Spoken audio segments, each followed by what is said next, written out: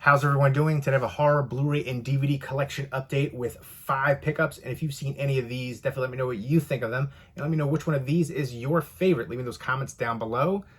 And first up is one that I absolutely love. Very happy to add it to the collection. And it is Dark Skies, which is an alien abduction movie. Let me know what your favorite alien abduction movie is. For me, Fire in the Sky, hands down. That's the movie that scared me the most. I watched it when I was like 14. I couldn't watch it again for like 10 years. Freaked me out that much. That scene on the operating table and then inside the UFO, just super creepy to this day. The Fourth Kind is another great one. And then there's one called Extraterrestrial, which I really enjoy. Communion starts out good with Christopher Walken and then gets a little goofy for me. Extra was too much, but I did recently watch the new one on Hulu, No One Will Save You, which I thought was really good, but I definitely wanted more from the ending, and you can kind of read into a certain aspect of the ending too that I think some people kind of like didn't really think about as much from what I've seen people reviewing and talking about it. But I still enjoyed it, even though it wasn't perfect. It's definitely one of the better, like Alien, that was more of an alien invasion movie per se than Abduction, but one of the better ones of its ilk, especially of recent years. But this one to me is really atmospheric. The beginning is super creepy. I like the cast in here, Kerry Russell, Josh Hamilton. You also have J.K. Simmons. And this is directed by Scott Stewart, who directed 2 movies with Paul Bettany, Legion and Priest. I love Legion. Priest I want to revisit. I remember thinking it had great visuals, but I remember not really loving that one. This is the last feature film that he directed. I know he's done, he worked on The Holidays, which is a horror anthology movie, and then some TV stuff. But yeah, this one had great atmosphere, some creepy moments in here.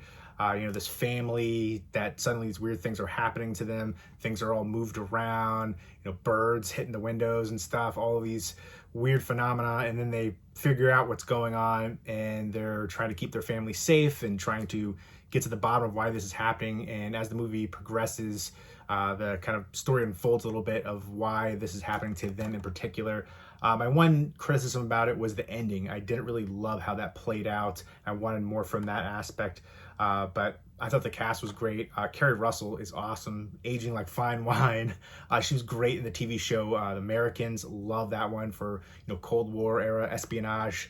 I would definitely recommend that one. Come a long way from like Felicity back in the day. That's what I remember her as a kid. But I've seen her in so many different things in the past few years, and she is just an excellent actress and still stunningly gorgeous. But super happy to add Dark Skies. This is definitely one of my favorite like alien abduction movies, top 5 for me.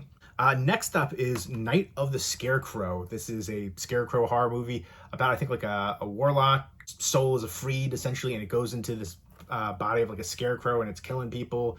And then there's some people trying to stop it before it can like reincarnate fully.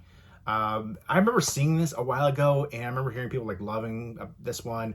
Not to be confused with Dark Night of the Scarecrow. There was like 1 or 2 like really cool scenes, and then like the rest of it just felt a little too like melodrama aspects. But it's been a long time since I've seen it.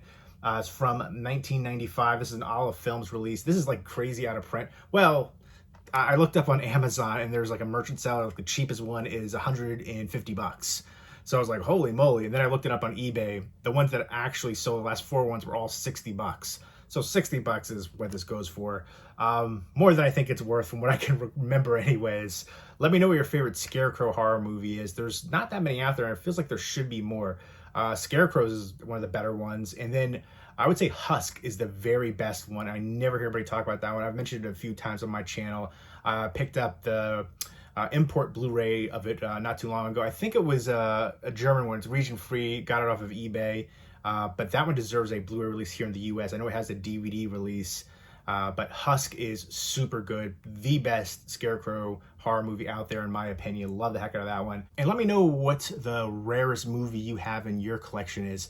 A lot of times it's hard to keep track of what goes out of print. And then sometimes things come back in print, or there's a re-release, and then the scarcity of it and the value of it goes down for that particular release. So it's happened a lot. But a lot of times, ones like this, people are not that aware of them. They're more obscure, and then the rights could be held up somewhere.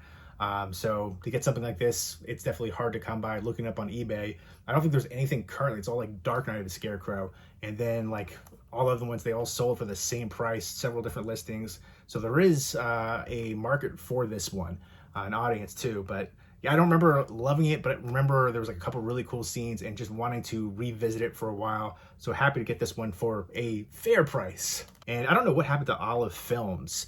You know, they just halted production. And I know there's like, I think Sandpiper Films, they're releasing a lot of the same titles that they had. So I don't know if there's a connection there or not. I couldn't find any information about Sandpiper Films or Olive Films, you know, shutting down production. But they had a lot of really good releases.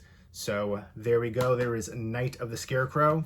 Next up is a full moon movie, Head of the Family, about this like super genius with his giant head and tiny body. And I believe he can control people psychically. And there's a bunch of other like interesting character members here and just like oddball people. And I remember seeing parts of this. I don't think I ever saw the full thing. So I'm looking forward to checking this one out in its entirety. I think there's like some romance aspect. So this is like a really oddball, quirky one, kind of in the line for a lot of full moon films. Let me know what your favorite full moon film is. You know, I think of full moon for, you know, Puppet Master. Trancers is one of my favorites for sure. Castle Freak is incredible. But Tourist Trap is one of my all-time favorite movies. It's my favorite slasher movie, a supernatural slasher movie with Chuck Connors playing Mistress Slauson, and Tanya Roberts is in there too. I love the cast. And then you have mannequins, which have always creeped me out. That's one that I always talk about being my favorite slasher, and then also being one that I think is underrated. Really good 70s horror movie. So Full Moon has a lot of really good releases on you know, Blu-ray, and you know, they're doing more than just you know, Ginger Dead Man and Killjoy and you know, Evil Bong and stuff like that. They have those films too, but they have a really good catalog. Definitely worth checking out. I definitely prefer them over Troma. But yeah, Charles Band, he's been around for a long time. He's done some really great work in the horror genre.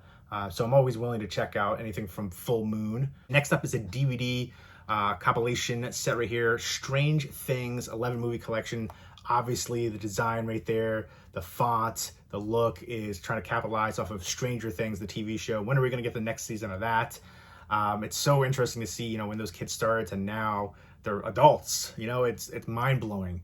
We saw them grow up, but that show is still amazing to me. I love the nostalgia factor. It's just so awesome, and I'm surprised that I still like it. I was thinking like a show like that is hard to keep going with its creativity and keeping it fresh, and they've been able to do that, so definitely appreciate that. But this one has 11 films in here. My Mom's a Werewolf, which I have a bootleg DVD of. It was like a VHS rip, so I'm really looking forward to checking out a better version of that. With has John Saxon in here. The Hearse, which I definitely remember seeing parts of that one, and then Lurkers and Slipstream is one I definitely want to check out, with Bill Paxton, Mark Hamill, Ben Kingsley, F. Murray Abraham. Like more of like a sci-fi film, it sounds like. And then Mutant with Bo Hopkins, I remember, and Wings Hauser. That one, there was a few movies with that same title. There's a French movie called Mutant that is really freaking good, an infected movie. I talked about that one a bunch on my channel. High recommendation there. That's a hidden gem. And when people talk about like the French extreme horror movies, that one never gets mentioned. It deserves to be. It came out around that same time period. You also have Warriors of the Wasteland with Fred Williamson. Sounds like it's going to be a post-apocalyptic movie. Then Alien Contamination, which I remember seeing that one, and I remember thinking it was terrible. I'm pretty sure it has like an Arrow video release. I was not into it. There was like some like a giant egg thing. Oof, it was like inside a big cargo ship. Could not get into that one. Eternal Evil is the last one on here with Karen Black. So looking forward to delving into this one. There's a bunch in here I've been meaning to see for a while, especially Slipstream. That's the one I'm most excited about. But this is a Mill Creek release, and you know, they have the stacked discs in here, which I am not a fan of. Put a swing tray in here. But Mill Creek has come a long way. They've been known for, you know, budget buys and, you know, compilation sets like this. They had like the 50 movie, 100 movie sets. But their packaging has definitely progressed a lot. This is not a fine example here, but a lot of their like retro VHS slipcover releases for, you know, Blu-rays. If it was another company, say like Scream Factory, you'd be paying like 3 to 4 times the amount. And then, you know, their TV sets, they've always been doing a great job with that, but they've, you know, even progressed more so with that, with their packaging, especially like the release for The Shield. Love that show, and beautiful packaging on there. So for physical media fans and collectors, they're doing a great job. This is not the prime example at all, but a lot of their stuff, and their steelbooks too. Everybody's praising the Lionsgate steelbooks where it has the slipcover and it reveals different artwork underneath. I think those are practical because it protects the slipcover, but also creative too with the different artwork underneath. But companies like Mondo and Mill Creek have been doing those steelbooks with the slipcovers for years now. But it's great to see a big company like Lionsgate doing it, and other companies now too.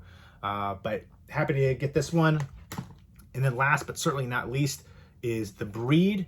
And this is directed by Nick Mastandrea, who worked with Wes Craven a bunch. This is executive produced by Wes Craven.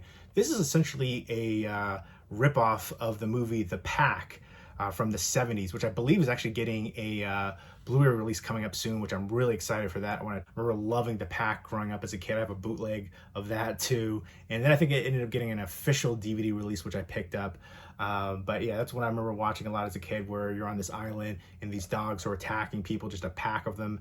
And there's another movie, I think an Australian movie called The Pack, which is not in the same vein, but there are similarities of, dogs attacking people. Let me know what your favorite dog horror movie is outside of Cujo. That's like the main one, but there's a bunch of other ones out there. Your favorite dog attack movie. But I like the cast a lot in this one. Michelle Rodriguez, Oliver Hudson, Taryn Manning, Eric Lively, Hill Harper.